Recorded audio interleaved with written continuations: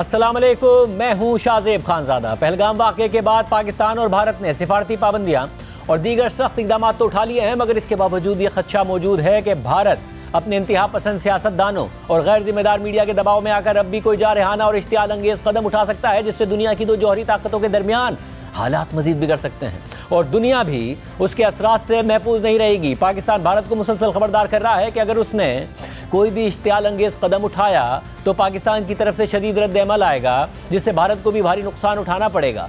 पाक भारत बढ़ती हुई कशीदगी पर अक़वाम मुत्तहिदा और अमरीका समेत दुनिया का रद्द अमल भी सामने आ रहा है। अक़वाम मुत्तहिदा ने दोनों ममालिक से अपील की है कि वो ज़्यादा से ज़्यादा तहम्मुल का मुज़ाहरा करें। अक़वाम मुत्तहिदा के तर्जुमान ने एक बयान में कहा है कि हम दोनों हुकूमतों से अपील करते हैं कि वो ज़्यादा से ज़्यादा तहम्मुल का मुज़ाहरा करें। दोनों ममालिक यकीनी बनाएं कि हालात मज़ीद ख़राब ना हो। हम समझते हैं कि पाकिस्तान और भारत के दरमियान हर मसला बामानी बाहमी मुशावरत के ज़रिए पुरअमन तरीक़े से हल किया जा सकता है और ऐसा ही होना चाहिए। अक़वाम मुत्तहिदा के तर्जुमान के मुताबिक अक़वाम मुत्तहिदा के सेक्रेटरी जनरल ने दोनों हुकूमतों से बराह रास्त रब्ता नहीं किया, लेकिन उन्होंने तशवीश के साथ सूरत हाल पर नज़र रखी हुई है। इसके अलावा आज अमरीकी दफ्तर ख़ारजा की तर्जुमान टैमी ब्रूस से प्रेस ब्रीफिंग के दौरान पाक भारत कशीदगी पर सवाल हुआ तो उन्होंने जहां पहलगाम वाक़े पर भारत के साथ खड़े होने का अमरीकी मौक़िफ़ दोहराया, तो वहीं मकबूजा जम्मू कश्मीर के स्टेटस पर पोजीशन लेने से गुरेज किया। मैं बिल्कुल इस मामले को अहमियत दूंगी क्योंकि ये खौफनाक सूरत हाल है, लेकिन इस वक्त मेरा तबसरा बस इसी हद तक होगा। मैं बस इतना कह सकती हूँ कि जैसा कि हम सब के इल्म में है, ये बहुत तेज़ी से तब्दील होती हुई सूरत हाल है और हम इसका बगौर जायज़ा ले रहे हैं, जैसा कि आप समझ सकते हैं। और जाहिर है हम जम्मू या कश्मीर की हैसियत पर कोई पोजीशन भी नहीं ले रहे, लिहाजा मैं आज बस इसी हद तक बात कर सकूँगी। इस सारी सूरत हाल में अब से कुछ देर पहले पाकिस्तानी दफ्तर खारजा की प्रेस रिलीज सामने आई है, जिसके मुताबिक नायब वज़ीर आज़म और वज़ीर खारजा इसाक डार को आज सऊदी वज़ीर खारजा प्रिंस फैसल बिन फरहान की कॉल मौसूल हुई। दोनों रहनुमाओं ने इलाकाई सूरत हाल पर भी तबादला ख्याल किया। प्रेस रिलीज के मुताबिक इसाक डार ने प्रिंस फैसल को भारतीय एकतरफा इक़दामात के तनाजुर में पाकिस्तान की कौमी सलामती कमेटी के फैसलों पर ब्रीफ किया। इसाक डार ने भारत के बेबुनियाद इल्ज़ामात को मुस्तरद किया और मजीद इश्तियाल अंगेज भारतीय इक़दामात से खबरदार भी किया। प्रेस रिलीज के मुताबिक डिप्टी वज़ीर आज़म ने किसी भी जारियत के खिलाफ पाकिस्तान के भरपूर रद्द अमल के अज़म का इयादा किया। दोनों रहनुमाओं ने खित्ते की बदलती हुई सूरत हाल पर मुशावरत और राब्ते जारी रखने पर इत्तफाक किया। दुनिया की नज़रें पाक भारत कशीदगी पर मरकूज़ हैं और पाकिस्तान दुनिया को बावर करा रहा है कि दुनिया की दो जौहरी क़ुव्वतें आमने सामने आईं तो दुनिया भी उसके असरात से महफूज नहीं रहेगी। वज़ीर दिफा ख्वाजा आसिफ ने स्काई न्यूज़ और अल जज़ीरा को दिए गए इंटरव्यूज़ में कहा है कि दुनिया को दो जौहरी मुल्कों में कशीदगी पर फिक्रमंद होना चाहिए। तसादुम के तबाहकुन नताइज बरामद होंगे। अमरीकी सदर और बैनुल अक़वामी क़ुव्वतें पाक भारत कशीदगी में कमी के लिए किरदार अदा करें। इसके अलावा पाकिस्तान की सेनेट ने भी पहलगाम वाक़े पर भारतीय इल्ज़ामात को मुस्तरद कर दिया है और सेनेट से मुत्तफ़िका तौर पर मंजूर की गई करारदाद में भी सख्त मौक़िफ़ अपनाया गया है। साथ ही पाकिस्तान पहलगाम वाक़े को मोदी सरकार का फॉल्स फ्लैग ऑपरेशन भी करार दे रहा है, लेकिन भारत पाकिस्तान पर बगैर कोई सबूत सामने लाए इल्ज़ामात लगाने से पीछे नहीं हट रहा है और मुसलसल हमला आवरों का पाकिस्तान से ताल्लुक जोड़ने की कोशिशें कर रहा है, जिससे कशीदगी बढ़ती जा रही है। इन हालात में आज भारतीय आर्मी चीफ ने श्रीनगर का दौरा किया है। साथ ही भारतीय अपोजिशन लीडर राहुल गांधी भी मकबूजा कश्मीर पहुंचे थे। इसके अलावा मकबूजा कश्मीर में भारतीय फौज और पुलिस का सर्च ऑपरेशन और क्रैकडाउन जारी है। भारत भर में कश्मीरियों को हिरासा करने की खबरें भी सामने आ रही हैं। आलमी खबर रसाई इदारे रॉयटर्स के मुताबिक जुमे को भारतीय पुलिस और फौज ने हमला आवरों की तलाश में मकबूजा कश्मीर में जंगलों और घरों की तलाशी ली, जबकि आज सुबह दो मुश्तबा हमलावरों के घर गिरा दिए गए। रॉयटर्स के मुताबिक मोदी की हिंदू कौम परस्त बीजेपी की कई रियासतों में कायम हुकूमतों ने कई अफराद को जराइम में मुलविस करार देकर उनके मकान या दुकानें मस्मार कर दी हैं और उनमें से अक्सर मुसलमान हैं। सिर्फ यही नहीं, भारत के अंदर नफरत अंगेजी उरूज पर पहुंची हुई है, जिससे भारतीय स्पोर्ट्स स्टार नीरज चोपड़ा भी महफूज नहीं रहे। भारतीय जेवलिन थ्रोअर नीरज चोपड़ा ने बेंगलोर में होने वाले चोपड़ा क्लासिक चैंपियनशिप के लिए पाकिस्तानी जेवलिन थ्रोअर और Olympic gold medalist Arshad Nadeem को बेंगलोर आने का दावतनामा भेजा।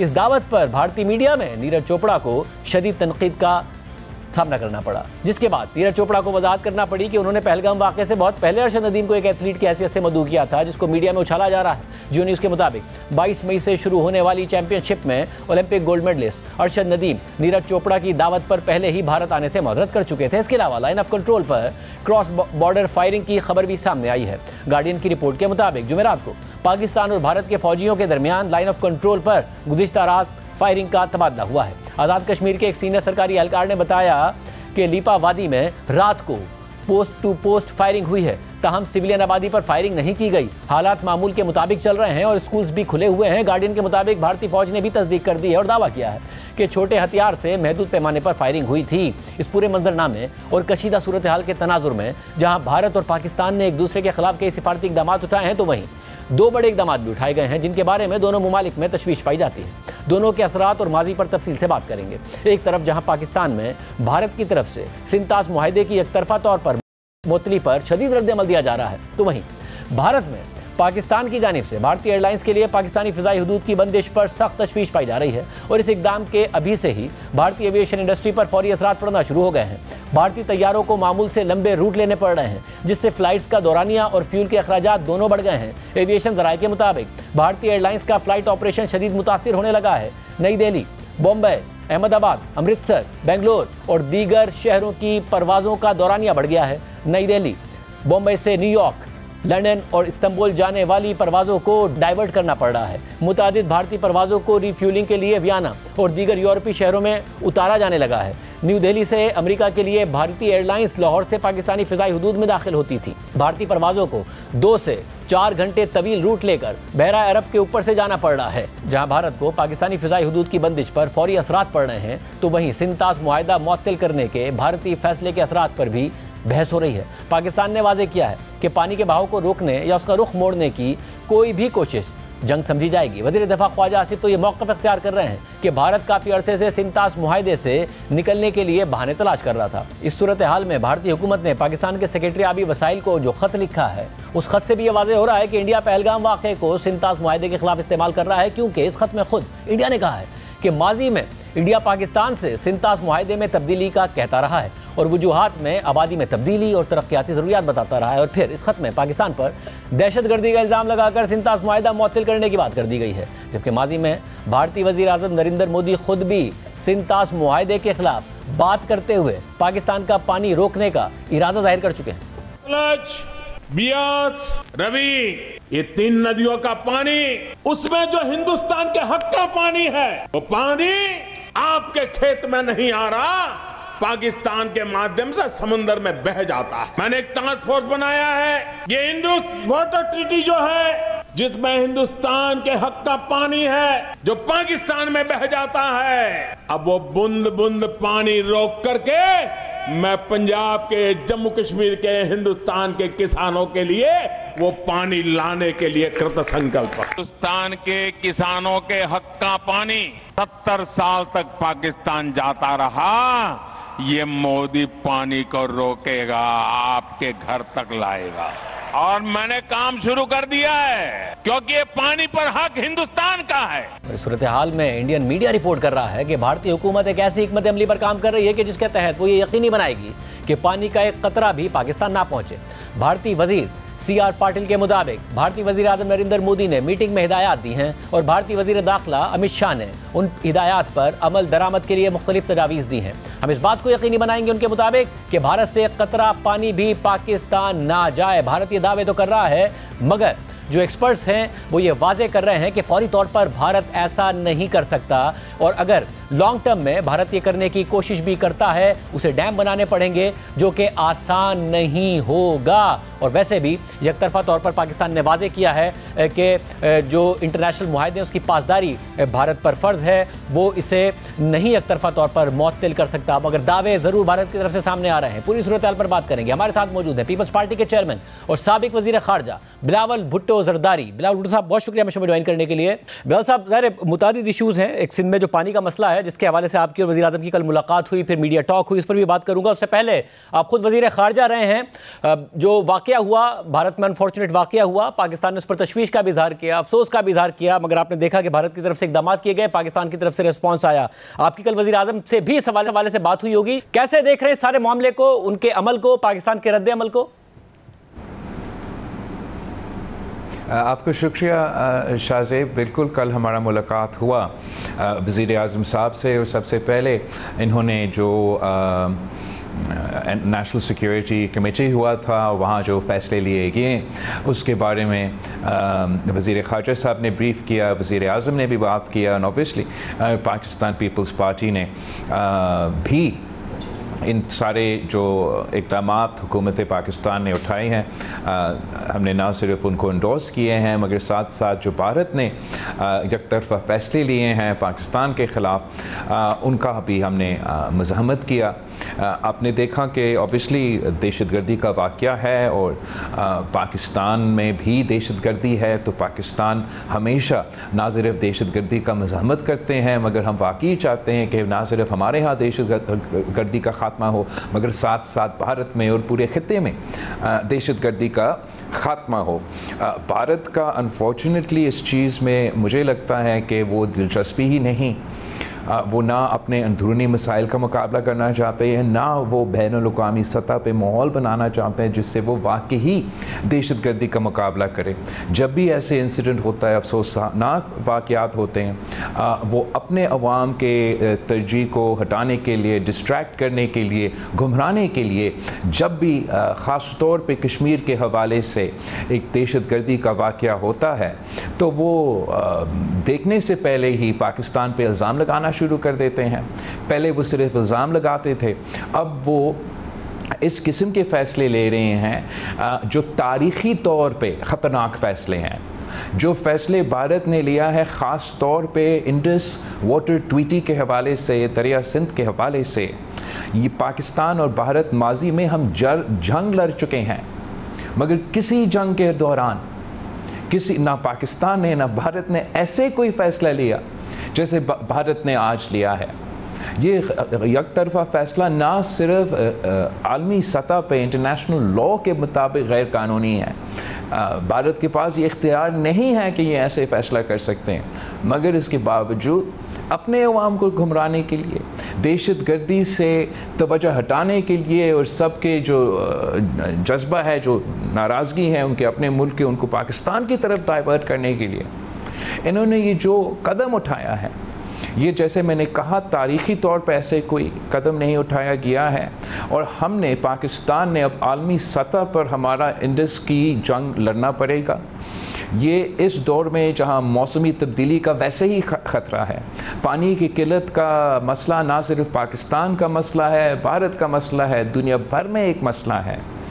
अगर भारत इस किस्म का फ़ैसला ले रहा है तो आने वाले नस्लें भी ना सिर्फ ये कश्मीर की वजह से और आपस के इख्तलाफात की वजह से और दहशतगर्दी के वाक़यात की वजह से हम जंग लड़ते रहेंगे, लेकिन अगर पाकिस्तान और भारत ने अब पानी पे जंग लड़ना है तो then we're locking in the future generations of Pakistan into a perpetual conflict and the future generations of India into a perpetual conflict. So this is a grave injustice. It's not only a grave injustice against Pakistan, it is not only a grave injustice in historical terms, it is also a grave injustice to the Indian people and the coming generations. कि हम इनको कह रहे हैं कि कश्मीर की मसला अपनी जगह, हम इनको कह रहे हैं हमारे बायलैटरल जो इश्यूज़ रहे हैं तारीख़ी तौर के, वो तो उस पर अपने जगह ना ही हमारे पहले ये हल हुए, मगर हम उनको ये भी कह रहे हैं कि आज के बाद हम पानी के जंग भी एक दूसरे के दरमियान लड़ेंगे। तो ये बहुत ही ख़तरनाक सूरत हाल है।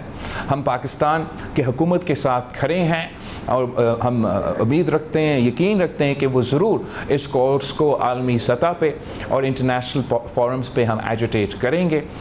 ये एक संगीन वाक़या है जो इन्होंने ये फ़ैसला लिया है मेरे नज़र में। साहब, इस वक्त एक ऐसी सिचुएशन नज़र आती है जिसमें पाकिस्तान तो ज़ाहिर है भारत पर इल्ज़ाम लगाता है कि वो पाकिस्तान में, बलूचिस्तान के इलाकों में, दीगर इलाकों में टेररिज्म करता है, मगर कैनेडियन प्राइम मिनिस्टर ने कैनेडियन पार्लियामेंट में खड़े होकर इल्ज़ाम लगाया स्टेट टेररिज्म का। फिर अमेरिका के इदारों ने इल्ज़ाम लगाया कि एक सिख रहनुमा को बाकायदा मारने की प्लानिंग थी और स्टेट लेवल पर यह प्लानिंग थी, सरकारी अफसर उसमें मौजूद थे। मगर ऐसा नहीं हुआ कि भारत पीछे हटा हो या उन्होंने कोई दिफाई पोजीशन ली हो, वो उन मगरबी ममालिक के आगे भी एक हठधर्मी का रवैया उनका नजर आया। पाकिस्तान के पास डिप्लोमेटिकली आपको लगता है ऑप्शंस हैं जब भारत अपना इतना एक इकोनॉमिक इन्फ्लुएंस कह लें उसको इस्तेमाल कर रहा हो कि वो मगरबी ममालिक के आगे भी हठधर्मी दिखा रहा हो? तो मगरबी ममालिक की अपने जियो पोलिटिकल इंटरेस्ट हैं हमारे खित्ते में, और मेरा ख्याल में उस कॉन्टेक्स्ट में वो भी अपने फैसले लेते हैं। But you are absolutely right कि Bharat is setting an example for itself, not only in the age old Pakistan India dispute, जहाँ वो मुसलमान का इल्ज़ाम लगा के पाकिस्तान को बुरा भला कह के इन चीज़ों को छुपा सकते हैं, मगर जैसे ही आप कह रहे हैं वेस्टर्न ममालिक में भी, कनाडा जैसे ममालिक भारत में इस किस्म के इल्ज़ाम लगा रहे हैं। हमें ये कंसेंसस पे इस नतीजा में पहुंचना पड़ेगा, जो कि हमने शर्म अल शेख में इस तरफ दोनों हुकूमतें ने इशारा किया कि हम नहीं चाहते हैं कि हमारा future generations are held hostage by non state actors, और इस किस्म के जो क़ुव्वतें हैं, चाहे वो बलूचिस्तान में हो या दुनिया भर में कई कोने में हो, उनके पीछे जो भी हो, हमें सब मिल के ये तय करना चाहिए कि इस किस्म के तंजीमें ना पाकिस्तान में काम कर सकेंगे, ना ही हम इनको इजाज़त देंगे, और ना भारत किसी को ये इजाज़त देंगे कि इस किस्म की तंजीमें को हम फैसिलिटेट करें। अगर भारत वाकई ही चाहता है कि दहशतगर्दी का मसला ख़त्म हो, तो जब वज़ीर ख़ारजा इसाक़ दार साहब ने ये दावत दिया कि पाकिस्तान और भारत को आपस में बातचीत करना चाहिए, भारत को उस बातचीत में इंगेज होना चाहिए था। अगर भले अब भारत का ये पॉइंट को एक सेकंड के लिए हम, अगर वो वाकई समझते हैं कि पाकिस्तान का कोई इन्वॉल्वमेंट है, तो आए बात करें, उनको कहें, हमें बताएं कि कैसे हमारा इन्वॉल्वमेंट है। आप हमें बताएं कि पाकिस्तान का कौन सा शहर से ये बंदा उठ के उधर कश्मीर के पहाड़ों पे इस किस्म के हमला कर सकते हैं। हम तो नहीं चाहेंगे कि हमारे तरफ से इस किस्म का कोई वाक़या हो। और आप बिल्कुल सही कह रहे हैं कि ये भी एक हकीकत है कि पाकिस्तान पे दहशतगर्दी होता आ रहा है, जिस नतीजे में अब दहशतगर्दी अरूज पे पहुँच चुका है।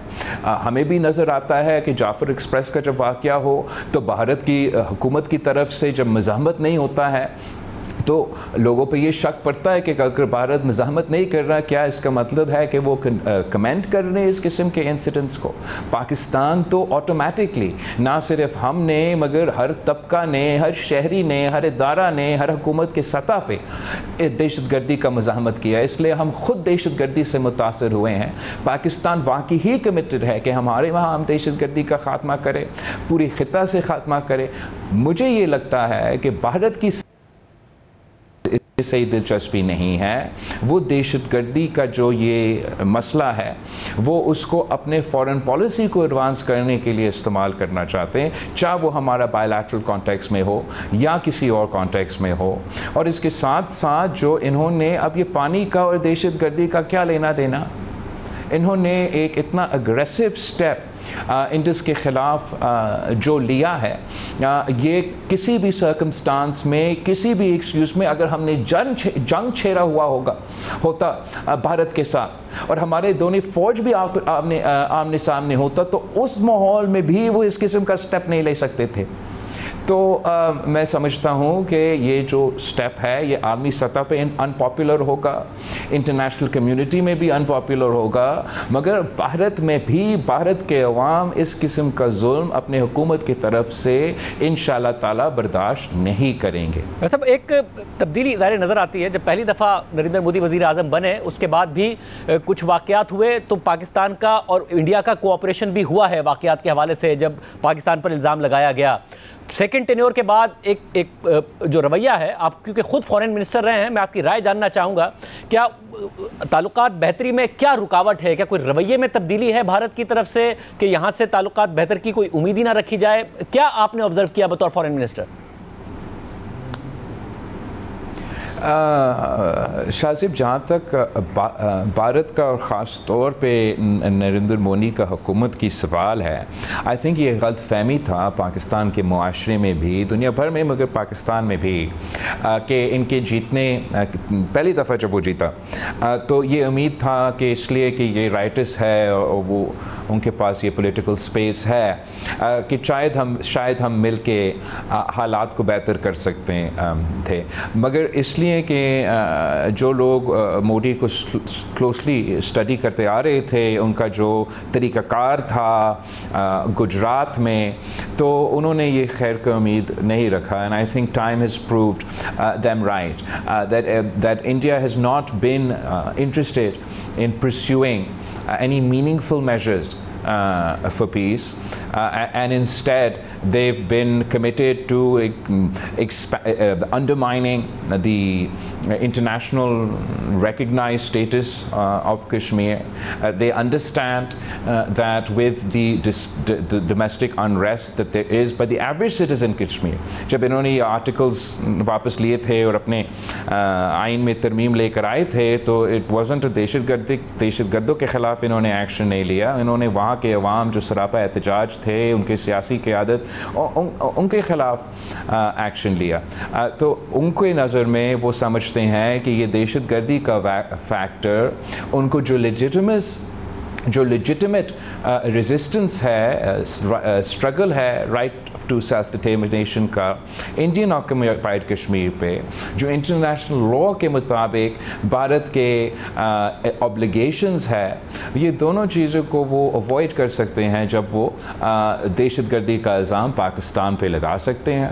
इन्होंने एक दफ़ा किया तो इन्होंने देखा कि हम इसमें कामयाब हुआ, तो अब वो बार बार करते आ रहे हैं. मगर मेरी नज़र में अब people are beginning to see through India's actions, and while there is great sympathy internationally for the victims of terrorism, and everybody is unanimously condemning the terrorist attacks that took place in India, no one in their right mind, or any country that legitimately supports international law, none of them will support such an action as to undermine the Indus Water Treaty, weaponize water at a time when the entire planet is facing the threat of climate change. जब तक पानी की बात है, ज़ाहिर पाकिस्तान में भी एक मसला खड़ा हुआ. पीपल्स पार्टी भी एहतजाज कर रही थी और सिंध में दीगर जमातें एहतजाज कर रही थी. रास्ते बंद थे. आपने कल वज़ीर आज़म के साथ अनाउंसमेंट की कि कोई भी बगैर कंसेंसस के नहीं बनेगा, और CCI का अगला इजलास जुम्मे को होगा जिसमें ये फैसला होगा. मगर उसके बावजूद एहतजाज जारी है. ज़ाहिर लोग परेशान हैं, ट्रैफिक बंद है, और वो कह रहे हैं कि पहले मनसूखी का नोटिफिकेशन जारी होगा, उसके बाद ही धरना ख़त्म होगा. तो कल जो कंसेंसस है वो किस बात पर हुआ है कि ये जुम्मे के इजलास में ये नोटिफिकेशन हो जाएगा कि मंसूख कर रहे हैं, और कंसेंसस की जब तक नहीं होगा तब तक नहीं बनेगी, क्या होगा? थैंक यू शाह साहब. बिल्कुल, पाकिस्तान का वफाकी हुकूमत ने एक बहुत ही मुनासिब फ़ैसला लिया, और कल जब हम वज़ीर आज़म साहब से मिले, इन्होंने ना सिर्फ पाकिस्तान पीपल्स पार्टी के जो एतराज़ात थे, जो इश्यूज़ थे इस मंसूबे के हवाले से, उन हमारे एतराज़ात को सुने, मगर उन तमाम एतराज़ात को दूर करने के लिए वो जॉइंट जो अलामिया पाकिस्तान पीपल्स पार्टी और नून लीग ने कल रिलीज़ किया, और वज़ीर आज़म के प्रेस कॉन्फ्रेंस से एक दो चीज़ें वाज़े हुए हैं जो मैं रिपीट करना चाहूँगा. सबसे पहले कि without mutual consent within the council of a common interest, no new canal will be built. No new canal will be built on the Indus River without consensus amongst the provinces. The 1991 Water Accord and the 2018 Water Policy was reiterated at the basis of water sharing agreements amongst the provinces in the country. It was also agreed कि चारों सूबों से नुमाइंदगी लेके जो पाकिस्तान के water scarcity के हवाले से, ज़राअत के हवाले से, और एक किस्म का मौसमी तब्दीली के हवाले से जो मसले हैं, और उनके जो शॉर्ट, मीडियम और लॉन्ग टर्म उनका जो हल है, उस पर भी हम सियासी तौर पे और टेक्निकल तौर पे मशवरा करके उनके हल निकालने की कोशिश करेंगे. और ये भी तय हुआ कि ये जो सब हमने आपस में एग्री किया है कि no new canals on the Indus etcetera, ये सारी चीज़ें पाकिस्तान पीपल्स पार्टी और नून लीग ने तय किया कि हम इस एग्रीमेंट को CCI के इजलास में लेके जाएंगे. CCI के इजलास में जहां पाकिस्तान पीपल्स पार्टी और नून लीग मिल के हमारे पास अक्सरियती तादाद है, वहाँ हम ये पॉलिसी जो हमने आपस में तय किया था उसको हम इंडोर्स करेंगे।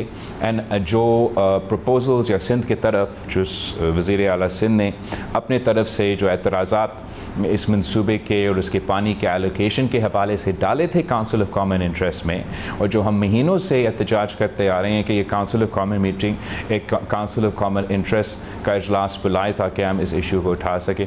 इस मीटिंग में इंशाअल्लाह ताला वो इशू उठाया जाएगा और फिर ये जो भी प्रपोज़ल होगा वो अपने मदर मिनिस्ट्री पे उनके अपना मिनिस्ट्री जहाँ से भी ये तजवीज़ आए हैं उन मिनिस्ट्रीज़ के वापस जाएंगे पेंडिंग कंसेंसस। तो इससे ज़्यादा वज़ीर आज़म साहब कर भी नहीं सकते थे, और उसने ये जो किया है मेरे ख़्याल में वफाक की खातिर, इंटर प्रोविंशियल हार्मनी के खातिर बहुत बड़ी बात है।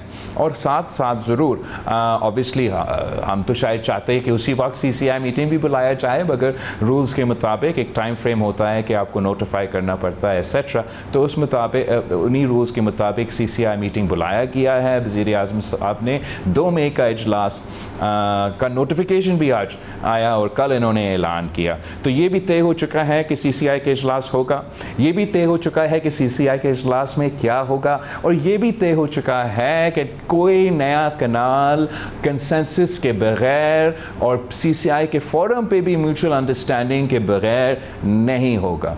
तो मैं समझता हूँ कि जो जेन्युइन दिलचस्पी रहते थे इस इशू के हवाले से, वाटर राइट्स के हवाले से, सिंध के जो सिविल सोसाइटी में, सियासी जमातों में, एवरेज सियासी कारकुन में जो लोग इस पे वाकई सरापा एहतजाब हर किसी तरीके से थे, उनका जो परेशानियां हैं हमने ज़रूर दूर किया है। और अब जब हमने ये परेशानियां इनका दूर की हैं, ऑफ कोर्स कुछ ऐसी क़ुव्वतें हैं जो सियासी हैं, जो हल नहीं चाहते हैं, जो मसाइल खड़ा करना चाहते हैं। वो समझते हैं कि सिंध और पंजाब को या सूबे को आपस में लड़वा के उनके कोई सियासी फ़ायदा है। कुछ ऐसे लोग हैं जो कि उनका कोई वैसे तो दिलचस्पी नहीं है कि कनाल बन रहे हैं, बने क्या, शुरू हुए नहीं हुआ, उनका सिर्फ ये तो वो नेगेटिव फोर्सेस है। इंशाअल्लाह ताला हम उनको भी सियासी तौर पे जवाब देंगे। जो पॉजिटिव फोर्सेस है उनसे हम इंगेज करके कन्विंस करेंगे कि अब ये जो बड़ा कदम है वो उठाया गया है और हमें अब अपना एनर्जीज़ एंड अपना रिसोर्सेज एक नया ख़तरा की तरफ फोकस करना चाहिए जो कि भारत ने उसी इंडस को ख़तरा में डाला है। और अब हर पाकिस्तानी को अपने आवाज़ उठाना चाहिए और अपने हुकूमत के साथ, पाकिस्तान के साथ खड़ा होना चाहिए इस मुश्किल वक्त में। पाकिस्तान पीपल्स पार्टी भी ये कर रही है और मैं उम्मीद रखता हूँ कि जो भी मुहिब वतन सियासी जमातें हैं, जो भी मुहिब वतन सिविल सोसाइटी के नुमाइंदे हैं, वो भी ये करेंगे। जिनके अंदर किसी भी वजह से कोई शक रहा तो May 2 is not too far away. इंशाल्लाह ताला CCI के इजलास होगा और जैसे ही ये जो वादे किए गए हैं उस पर अमल दरामद होगा। किसी के पास बहाना भी नहीं रहेगा कि ऐसा एहतजाज हो। मैं समझता हूँ ये जीत हुआ है हमारा जितना भी टूटी फूटी और कमज़ोर जमहूरी निज़ाम है, हमारा पार्लिमानी इंफ्रास्ट्रक्चर है, कि हमारा सिस्टम के थ्रू ही ये आवाज़ सुना गया है और इंशाअल्लाह ताला इसका हल भी निकाला जाएगा। और जो अदाद-ओ-शुमार आपने देखे हैं, हमेशा मुस्बत सियासत में ये यकीन रखते। वैसे जो अदाद-ओ-शुमार आपने देखे हैं उसके बाद क्या इस बात की गुंजाइश है कि मुस्तकबिल में कंसेंसस हो जाए? क्योंकि अब कंसेंसस के तहत ही ये बन सकती हैं। आपके ख्याल में कंसेंसस हो ही नहीं पाएगा क्योंकि अदाद-ओ-शुमार जो स्टैट्स हैं वो इस बात को सपोर्ट ही नहीं करते कि ये नहरें निकल सकें। इस वक्त मौजूदा हालात में ज़रूर कंसेंसस नहीं है, मगर इस कंसेंसस ना होने की वजह से हम जो लोग एतराज़ करते हैं, जिनका फ़िक्र है कि ये कैनाल्स बनेंगे, उनका कोई मनफी नतीजा होगा, उनका ये फ़िक्र अब नहीं रहना चाहिए, इनको ये ख़र्चात नहीं रहना चाहिए। जहाँ तक आगे जाके क्या कंसेंसस बन सकता है वो सिर्फ तब पता चलेगा जब कंसेंसस बनाने के लिए जो कमेटीज़ बनाए गए हैं वो बैठेंगे और आपस में बात करेंगे। इस बात पे तो कोई शक नहीं है कि हम सब चाहते हैं कि पाकिस्तान का मुआशी तरक्की हो, ख़ास तौर पे पाकिस्तान पीपल्स पार्टी जहाँ तक ज़राई शोबे के हवाले से हम हमेशा से इस शोबे पे फोकस करते हैं और हम समझते हैं कि बहुत ज़रूरी है कि आजकल के हालात में कि हम अपना मुआशी तौर पे ज़राई शोबे को ताकतवर करें।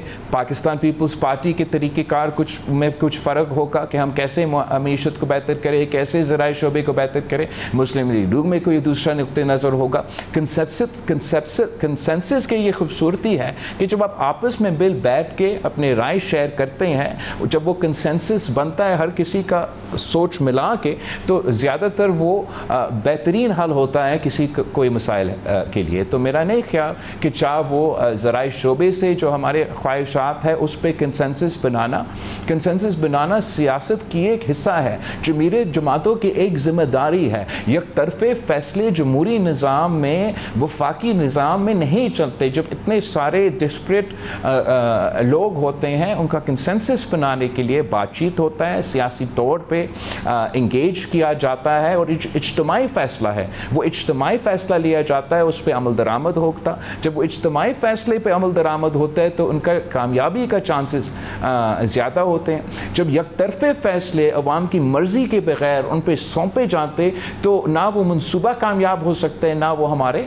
वफाक के लिए अच्छा होता है। तो इसलिए मैं एक बार फिर वज़ीर आज़म साहब की दूरअंदेशी को, उनका ये सही फ़ैसला को वेलकम करता हूँ। मेरा ख्याल में तारीख़ी तौर पे ये वज़ीर आज़म का ये फ़ैसला कि ये देखा कि पाकिस्तान के अवाम सरापा एहतजाज थे, उनका एतराज़ात थे, तो उन्होंने ये फ़ैसला लिया कि इस वक्त हम कोई ऐसा मंसूबा, कोई ऐसा कनाल नहीं बनाएंगे जब तक कंसेंसस नहीं होता। बहुत शुक्रिया chairman People's Party Bilawal Bhutto Zardari साहब की गुफ्तगू आपने सुनी। भारत के हवाले से जो वाक़यात हुए हैं, जो इक़दाम उठाए गए उन हवाले से, और इसके अलावा जो कैनाल मनसूबा है उसके हवाले से जो फ़ैसला वज़ीर आज़म के साथ हुआ। प्रोग्राम में एक ब्रेक शामिल करते हैं, मज़ीद आपके सामने हक़ाइक़ रखेंगे एक ब्रेक के बाद।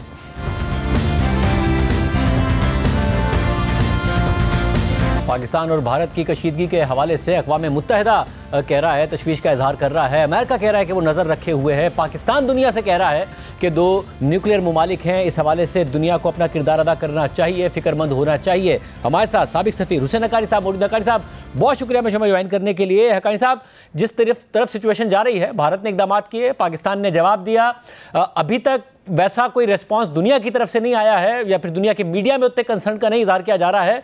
आपके ख्याल में सिचुएशन हाथ से बाहर हो सकती है दोनों ममालिक के और दुनिया की?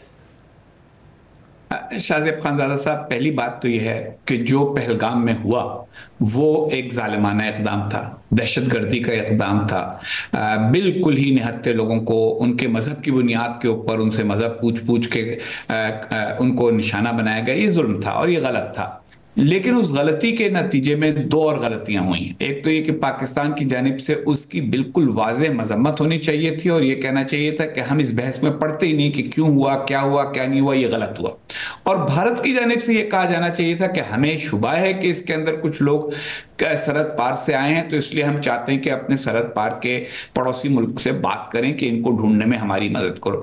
ऐसा कुछ नहीं हुआ। वो जो हमेशा पाकिस्तान और भारत के दरमियान होता है कि एक जज्बाती कैफियत पैदा कर देगी, और खासतौर पर भारत में इस वक्त बहुत ज्यादा ये जज्बाती कैफियत पैदा की जा रही है, जिसका शायद ताल्लुक उनकी अंदरूनी सियासत से हो, आने वाले यूपी के इलेक्शन से हो, कि किसी तरीके के साथ इसको एक सियासी मुद्दा बनाया जाए बजाय इसके कि इसको मंतिक के जरिए हल किया जाए। तो ऐसी कैफियत में बाकी दुनिया का रवैया अब यह है कि भाई ये तुम लोगों को हर 2-4 साल बाद इस किस्म का दौरा पड़ता है और हमको आना पड़ता है संभालने के लिए। सदर ट्रंप वैसे ही भारत के दूसरे ममालिक के मामलात में जो किरदार है उसको कम करने की कोशिश कर रहे हैं। वो खास तौर पे इसमें दिलचस्पी नहीं रखते कि दो मुल्क जो हर 2-4 बरस के बाद ब्रिंक ऑफ वॉर पे पहुंचने की सुर्खी लगवाते हैं, उनको रोका जाए। अब ऐसी कैफियत में क्या हो सकता है, क्या नहीं हो सकता, ये जो पाकिस्तान में अरबाब इख्तियार बैठे हैं उनके लिए समझने की बात है, या जो भारत में अरबाब इख्तियार बैठे हैं उनके समझने की बात है। लेकिन इस बार पहले की तरह नहीं होगा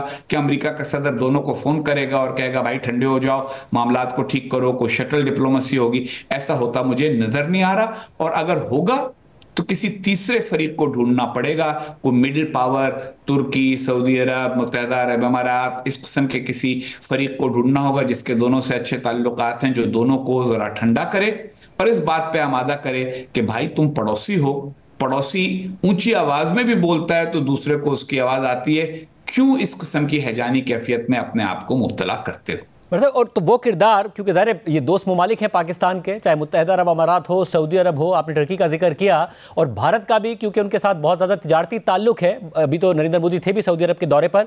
अगर ओमान हमें नज़र आया कि अमेरिका और ईरान के दरमियान किरदार अदा कर रहा है। मुत्तहिदा अरब अमारात ने ख़त पहुंचाया खामनाई को, जो कि सदर ट्रंप का ख़त था। कतर ने तालिबान और अमेरिका के दरमियान मुज़ाकरात में किरदार अदा किया। अब हमास और इसराइल की जिस किस्म की लड़ाई है उसके बावजूद उसमें भी मुज़ाकरात में किरदार अदा किया। तो क्या कोई किरदार हो सकता है इन ममालिक की तरफ से?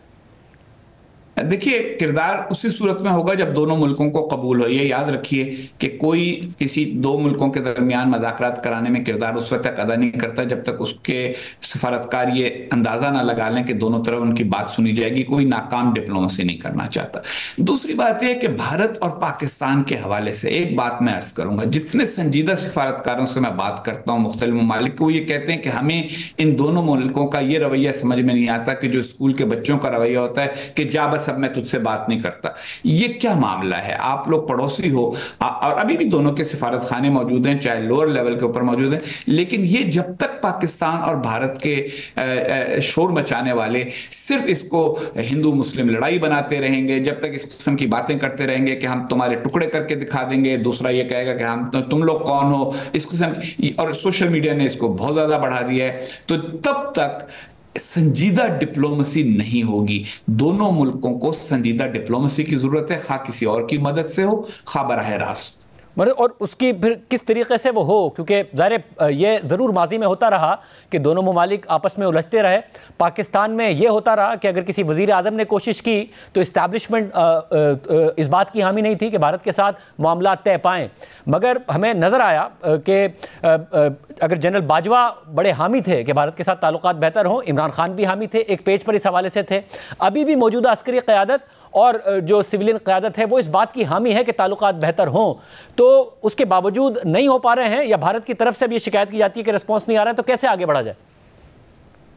खानज़ादा साहब, देखिए, मैं बाज़ औक़ात ऐसी बात कह देता हूँ जिससे फिर लोग नाराज हो जाते हैं। मसला सिर्फ लीडरों का नहीं है, अवाम की सतह पर भी देखिए ना, जब तक ये चूरन बिकता रहेगा कि एक आदमी को इलेक्शन हराने के लिए मोदी का यार पाकिस्तान में करार दे दिया जाए तो फिर वो लान तान करने के लिए एक मौका मैसर है, और जब तक भारत में ये कहा जा सकेगा कि देखो जी इन लोगों को हम घर में घुस के मारेंगे तो फिर उस पर लोग तालियां बजाएंगे, जब तक अवामी सतह पर भी ये अवेयरनेस जिसको कहते हैं, ये एहसास बेदार नहीं होता कि इस किस्म की कैफियत के नतीजे में हम दोनों में से किसी को कोई फायदा नहीं है। दहशतगर्दी गलत है, चाहे वो हमारी तरफ हो चाहे दूसरी तरफ हो। आप देखिए कि जब बलूचिस्तान में कोई दहशतगर्दी का वाक़या होता है तो बाज़ औक़ात दूसरी सरहद की दूसरी तरफ तालियां बज रही होती है, ये अच्छी बात तो नहीं है। इसी तरह से जब भारत में कुछ होता है तो पाकिस्तान में ऐसे लोग मौजूद हैं कि जो कहते हैं दो जी सबक मिल गया। क्या सबक किसी को मिल रहा है? 1 अरब से ज्यादा लोगों की आबादी के 2 मुल्क हैं, दोनों परेशानियों में मुब्तला रहते हैं और हर थोड़े अरसे के बाद इस हैजानी कैफियत में मुब्तला होते हैं। इसका क्या हासिल? अब मौजूदा सूरत हाल में जो इंडस वाटर ट्रीटी है, सिंतास मुआहदा, उसको एकतरफा तौर पर मुअत्तल किया है। फिलहाल तो ज़ाहिर फौरी तौर पर कुछ नहीं कर सकता इंडिया, मगर अगर लॉन्ग टर्म में वो कुछ प्रोजेक्ट्स बनाने जाता है तो ज़ाहिर पाकिस्तान मुतासिर हो सकता है। बट पाकिस्तान ये कह रहा है कि यूनिलैटरली हो ही नहीं सकता, दुनिया की इसमें गारंटीज़ मौजूद है, वर्ल्ड बैंक की इसमें गारंटीज़ मौजूद हैं। मगर हालिया दिनों में हमने देखा है कि पहले तो सिर्फ पाकिस्तान इंडिया पर इल्ज़ाम लगाता था, इंडिया पाकिस्तान पर, बट कनाडा ने इल्ज़ाम लगाया कि रियासती तौर पर वहाँ पर असैसिनेशन की कोशिश की गई। अमेरिका ने एक प्लानिंग का इल्ज़ाम लगाया, मगर ऐसा नहीं हुआ कि इंडिया पीछे हटा हो। उन्होंने बाकायदा डिप्लोमेटिकली जवाब दिया और एक हठधर्मी का ही मुजाहरा किया कनाडा को भी जवाब में। आपको लगता है कि कोई पासदारी करेगा इंडस वाटर ट्रीटी के हवाले से? लॉन्ग टर्म में आपको ये सिचुएशन खराब ही होती नजर आ रही है? देखिए, ये जो हठधर्मी होती है ना, इसमें लॉ ऑफ डिमिनिशिंग रिटर्न्स होता है, यानी जो हासिल है वो कम होता जाता है वक्त के साथ। आपको याद होगा एक वक्त था कि पाकिस्तान बहुत हठधर्मी करता था, हम कहते थे हमारा तो कोई ताल्लुक नहीं है, कौन सा लश्कर तैयबा, कौन सा जैश मोहम्मद, कौन सी हरकतुल मुजाहिदीन, इनका वजूद ही नहीं है। फिर बिलाखिर हमने तस्लीम करना शुरू किया कि ये मौजूद हैं, उनके लोगों को पकड़ना शुरू किया। तो मेरा कहने का मतलब ये कि इसी तरीके के साथ अब दूसरी तरफ भी होने वाला है, और जो आलमी राय आमा है वो हमेशा किसी एक के साथ नहीं होती, वो बदल भी जाती है, उसकी राय भी बदलती है। तो इस वक्त एक कैफियत तो है कि जिसके अंदर लोग दोनों तरफ से परेशान हैं, पाकिस्तान से इस बात पर कि ये अब तक मामला खत्म क्यों नहीं हुआ, इतने बरस हो गए, कब तक ये कहते रहोगे कि जी वो जब सोवियत यूनियन के खिलाफ मुकाबले के लिए जिहाद शुरू किया था तो ये अभी तक उसका शाना चल रहा है। वो 40 बरस हो गए हैं, एक पूरी नई नस्ल तैयार हो गई है, इस नई नस्ल को क्यों तुम जिहाद से नहीं रोकते, जिहादी इंतहा पसंदी से नहीं रोकते। और भारत से लोग ये कहते हैं कि एक पड़ोसी मुल्क है, उसके साथ तुम्हें मज़ाकरात करने में, बातचीत करने में और मामलात को सुलझाने में क्या परेशानी है, कब तक ये शिकायत करते रहोगे कि हम आए थे तो हमारे साथ, जब वाजपेयी आए थे तो उनके बाद कारगिल हो गया, जब फलां आया था तो यूं हो गया। तो पुरानी शिकायतों के ऊपर कब तक अड़े रहोगे। दुनिया को वो पुरानी शिकायतें उतनी अहम नहीं लगती जितने इस खित्ते के लोगों को लगती हैं। इसलिए मेरा ये ख्याल है कि आगे बढ़ते हुए जैसे जैसे दुनिया भी तब्दील हो रही है उसमें दोनों तरफ को अपने रवैयों पर नजरसानी करनी होगी, और मेरा नहीं ख्याल कि यकतरफा तौर पर वो इक़दामात हो सकेंगे जिनकी बातें इस वक्त यूट्यूब वीडियोस में बहुत सारे हमारे पड़ोसी कर रहे हैं। बहुत शुक्रिया हुसैन गनी साहब का तफसीली तज़िया आपने सुना। प्रोग्राम में एक भी शामिल करते हैं, कुछ आम हक़ाइक़ आपके सामने रखें।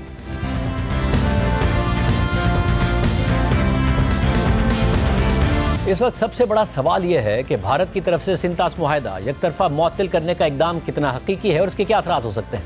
हसन एफ खान की रिपोर्ट के मुताबिक सबसे बड़ा सवाल यह है कि क्या इंडिया फौरी तौर पर पाकिस्तान को आने वाला पानी रोक सकता है। तो इस सवाल का मुख्तसर जवाब है कि नहीं, इंडिया फौरी तौर पर ऐसा नहीं कर सकता। हाई फ्लो सीजन में इंडिया कोई ऐसा इकदाम नहीं उठा सकता जिसके तहत पाकिस्तान में आने वाले पानी में कोई बड़ी कमी हो सके। इंडस, झेलम और चनाब बहुत बड़े दरिया हैं। मई से सितंबर के दरमियान जब पहाड़ों में बर्फ पिघलती है तो इन दरियाओं में अरबों क्यूसेक मीटर पानी आता है। इंडिया ने इन दरियाओं पर बगलिहार और किशनगंगा डैम और दीगर इंफ्रास्ट्रक्चर जरूर बनाया है, मगर इनमें से किसी में भी इतनी बड़ी मिकदार में पानी रोकने की सलाहियत नहीं है।